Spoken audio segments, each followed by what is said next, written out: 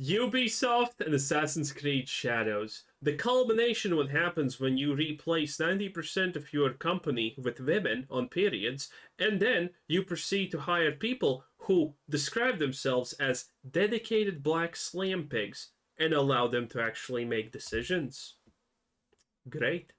Hey, what's up guys, Riff here. So it looks like Ubisoft is in trouble once again. They have been caught in another lie involving Assassin's Creed Shadows authenticity and how they... But of course they are. Dude, the list at this point is just immeasurable, okay? We have wrong architecture, wrong language, completely altered history, complete BS. It's great, okay? Listen, this is a disaster and I love it. represent history. Now, it has been a tough year for Ubisoft. The two AAA titles they're working on have been very negatively received by potential players. You can see the first slot festival, Star Wars Outlaws. Star Wars Outlaws is going to be a disaster. This game looks dated already. 30 years too fast, and the main character looks like a pile of dog dung. This has been hit with a lot of negative feedback from the community, the gameplay looking like something that resembles a PS2 release, and in a desperate attempt to get some favor back, it looks like Ubisoft has been caught bribing essentially a bunch of YouTubers with trips to places like Disneyland in exchange... Yeah, we covered this. It was amazingly hilarious. ...for positive reviews of this game. The other slop that's coming out with Ubisoft is, of course, Assassin's Creed Shadows, and this is what we're going to talk about for the remainder of this video. So You might be aware that for months, a lot of the people on the team over at Ubisoft and Assassin's Creed Shadows have promoted this game largely on its main protagonist, or one of the two main protagonists, Yasuke, who they claim is the first black samurai in Japanese history, which is a very contested... Boys, we was samurais, and you know it. ...label, by the way. And develop... By the way, this is literally just the whole Egyptian thing all over again, and it's hilarious. Developers have said in months past that this game faithfully depicts real historical figures, and that they want to make sure this game is... Yeah. By the way, my favorite thing is the fact that they said, oh yeah, this is a faithful historic recreation of stuff. Don't you worry about it, okay? There's just a little bit of, this and that here and there, but it's faithful to history. And the Ubi Slob defenders were like, this is all BS. This is alternative realities. They're not trying to do anything. And there you go. They are, turns out. Who would have guessed? Undiluted as possible and as close to reality and expectations as possible. But obviously, the reaction, especially from Japanese gamers, has been really, really negative. They are not happy with this attempt by Ubisoft to rewrite their history for whatever... By the way, this is their consultant, their guy in a university who said, oh yeah, there's Yasuke, definitely samurai, 10 out of 10, buy my book now, please. They use this guy, but bro, you can already tell either he's a cuck or he likes pegging, okay? Agenda they have. And I am definitely saying that all of those things are wrong. Now, a lot of people are looking at this individual, Thomas Lockley, and they believe that is where all this misinformation is stemming from, but we'll get back to him in just a second.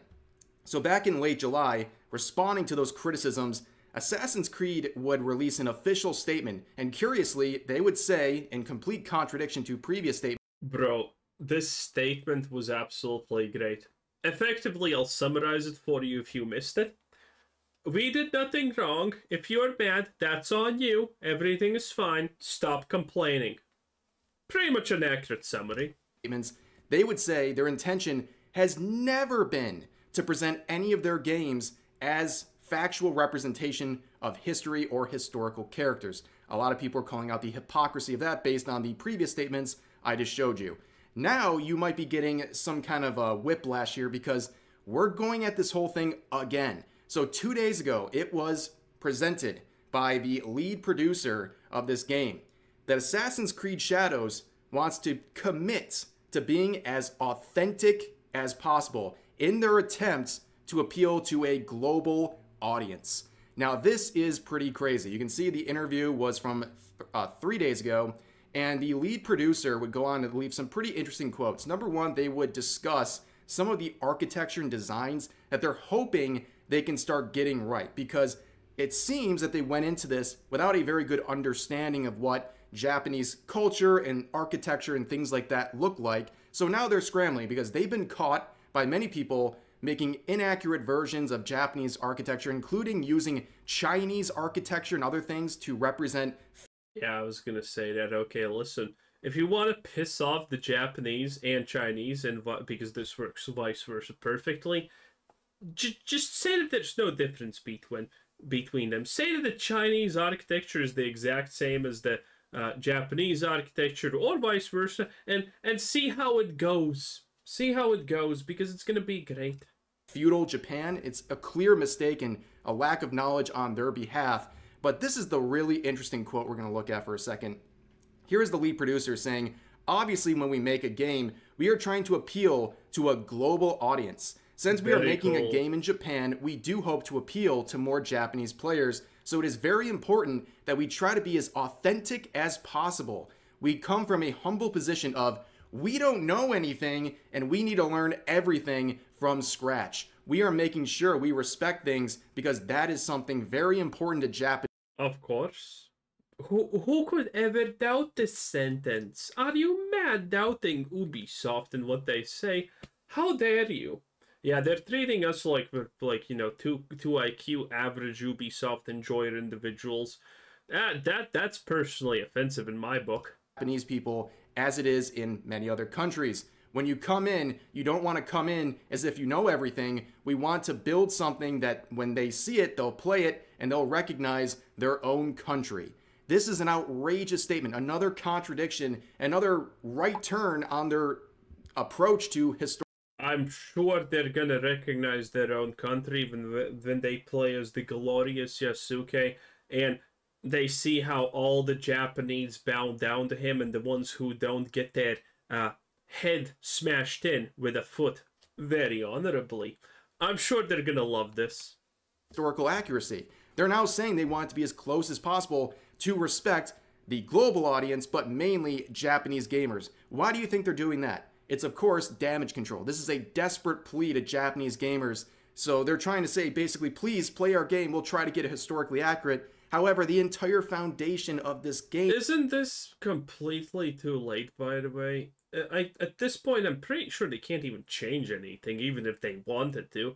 And spoiler alert, they don't. They flat out probably don't want to change anything. They're most likely just pissed about the fact that you absolute uncultured swine, are telling them that they did anything wrong. Game is based on a highly contested claim that Yasuke is a samurai, and it appears we know the main source for this claim, and that's what we're going to talk about next. So there has already been one example, or at least a couple examples, of government action being focused in on this game and everything it's trying to claim, but we have another report of the Japanese government exposing a lie of the collaborator, as many are calling, Thomas Lockley. Now, who is Thomas Lockley? Well, he is the boy who cried. That's it. That's a great face. I love it. Samurai. He is the real... Dude, he's like a 7-Eleven. What's the What's the British guy from Top Gear? Now he has a Clarkson. Jeremy Clarkson. Dude, this guy looks like a discount Jeremy Clarkson. Historical fixture in this whole situation. His book right here, this Slop Fiesta, is 400 pages of just ridiculous... The true story of the legendary African samurai, bro. Easily debunk claims about Japanese history, primarily claims about Yasuke. And not only has the government paid attention to some of those claims, they're also paying attention to other claims. But here's another thing that a lot of people have been wondering. Is Thomas Lockley actually connected to Ubisoft and Assassin's Creed Shadows? And it seems like the answer is yes. Undoubtedly yes. Obviously. So I don't know if this was something I overlooked or other people overlooked or was just recently discovered, but I saw this in the That Park Place article that is... Wasn't he a consultant for them? Really telling. So back in, I believe, May of this year, Lockley collaborated with Ubisoft on Assassin's Creed Shadows for an episode of the company's Echoes of History podcast titled Yasuke, the First African Samurai podcast. That's What kind of podcast name is that? Oh my god.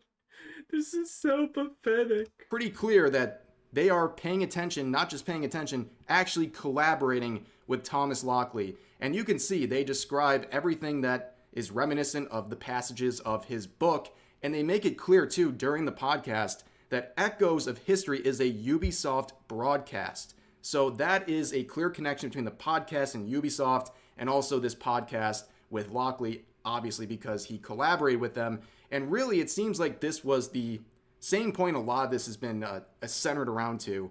It's Thomas Lockley trying to sell his book. You can see they support all of the narratives, and the host of the podcast ends the segment by telling people to go find more. Please buy my stupid book. Bro, I don't understand these people. They are trying to obviously pander to the woke crowd. The woke crowd of idiots. And the woke crowd is very, very simple. First, they're idiots, obviously. But the two distinctive factors of being woke is either you're a poor idiot who wants communism because you think that's not going to somehow magically end up in you starving in the streets while being beaten by an authority figure. And two, either they're rich and they have never worked a day in their life and they don't understand why everything isn't free to begin with. And both of these groups are not going to buy your product. They're not going to care. They're going to maybe post something on Twitter one time, and then their spastic millennial attention span, which is roughly 0, is going to move on to the next thing, which probably involves Trump bad somehow. Or about this notorious yet mysterious figure from Japanese history by buying this book that Lockley has produced. It is about selling books. I think that has been the primary motivation, the vandalization of Wikipedia pages by Lockley to basically self-insert his own book as a source to claim. Honestly, Wikipedia should just die. And it's such a corrupt thing. That Lockley, or that Yasuke was a samurai, and now he's going around on tours here, going on podcasts, trying to sell his book. In fact, Mr. Lockley, how do you know that Yasuke was a full-fledged samurai? Well, the source for that is my book. Huh? That's probably how it works. in fact, in other now deleted interviews with Lockley, he said that this whole promotion of Assassin's Creed Shadows has increased his book sales. That's what this is at the end of the day. This is an attempt to get more sales with his book, and I think it's very obvious. And now there is another effort by the Japanese government to look into the false claims made by Lockley. We've seen the Japanese government go after some of his claims about Yasuke, but there's also a second claim that a lot of people have been mocking. It's something I mentioned in a previous video. But essentially, Lockley claims that there was this historical figure after Yasuke, a black man who he just randomly decided was Yasuke's descendant. And that claim has been challenged by the prefecture where he claims the relevant information exists. They go on to say he might not even understand the word that he was describing that he uses as proof that it was a black man they were describing. What he was looking at was a word that doesn't necessarily even paint the person as a black man. So this could have just been a random Japanese person, but because he thought that they were black based on this language in the text. That is hilarious. That is hilarious. Oh, I'm not liking how he's speaking about this person. Must be black. Ah, I love the modern age so much. It's just such a filthy, filthy thing. He now believes that's the descendant of Yasuke, which is also interesting, right? Like, oh, there's another black person in Japanese history. It must be the descendant of Yasuke. It's a very... That's funny. Touchy... Wait. Were samurais allowed to get married? Most samurai married women from samurai families, but lower-ranked samurai were permitted to marry commoners. In these marriages, down was okay. So he could get it, because I didn't remember if the samurais were even allowed to have wives or children or whatever, because there are some parts of organization, not specifically samurais in this case, but similar-ish types around the world and whatever that don't allow marriages. Kind of thing to say. But anyways, I think that's really going to conclude it for this video. Another round of Ubisoft controversy. Another round of Ubisoft slop. You can't make it up, boys. It's amazing. How do they do it? No one knows. No one wants to know, so please keep it a secret, Ubisoft. Anyway, that was Revs' Desu. Bye!